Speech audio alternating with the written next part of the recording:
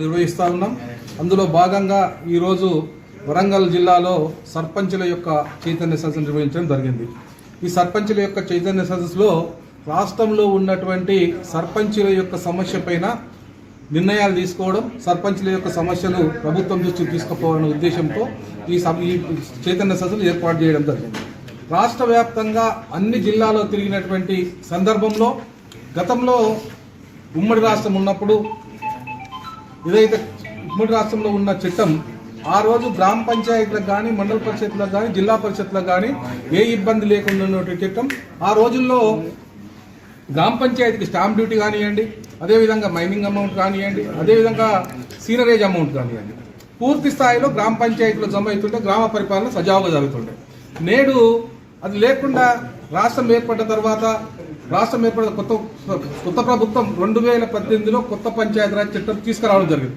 కొత్త పంచాయతీరాజ్ చట్టంలో ఈ నిధులే కాకుండా ఏదైతే ఆత్మాభిమానంతో మా సర్పంచుల సంఘం గతంలో ప్రభుత్వం దృష్టికి తీసుకొచ్చి ఏదైతే చెక్ పవర్ సాధించుకున్నామో ఆ చెక్ పవర్ను కూడా ఉప సర్పంచ్కి జైన్ చెక్ పవర్ పెట్టి సర్పంచులకు నానా ఇబ్బందులు పెడుతుంది. ఈ చెక్ పవర్తోని కొంతమంది సర్పంచ్లు నిలబడమనే ఉద్దేశంతో రిజర్వేషన్ రానటువంటి వ్యక్తులు ఉప సర్పంచ్లను గెలిచి సర్పంచ్లను ఎస్సీ, ఎస్టీ, బీసీ మహిళలు ఎక్కడైతే సర్పంచ్లు ఉన్నారో వారిని నానా ఇబ్బంది అంటే జైన్ చెక్ పవర్ ఉన్న ఉప సర్పంచ్లు నానా ఇబ్బందులు పెడుతున్నారు. కాబట్టి ఈ జైన్ చెక్ పవర్ ఏదైతుందో సర్పంచ్కి ఒక్కరికే ఉండాలనే నిర్ణయం తీసుకోవాల్సిందిగా రాష్ట్ర ప్రభుత్వం దృష్టికి తీసుకెళ్తా ఉన్నాం. అందులో భాగంగా 2018 చట్ట సవరణ చేసి గతంలో ఉన్నటువంటి నిధులు అధికారాలే కాకుండా ఈ ఏదైతే చెక్ పవర్ ఉందో ఒక సర్పంచ్కి ఉండే విధంగా నిర్ణయం తీసుకోవాల్సిందిగా కోరుతూ రాష్ట్ర ప్రభుత్వం తీసుకోవడం జరుగుతుంది.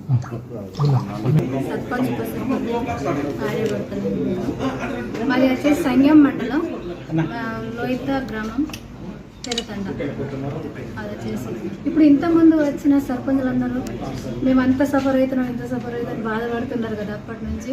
ఇప్పుడు సర్పంచులు ఎంత కష్టపడుతున్నారు, ఉప సర్పంచ్ ఉన్నోళ్ళేమో అర్థం చేసుకుంటారని బాధపడుతున్నారు. వాళ్ళ చెక్ తీసేయాలని కోరుకుంటున్నారు, చెక్ పవర్ తీసేయాలని.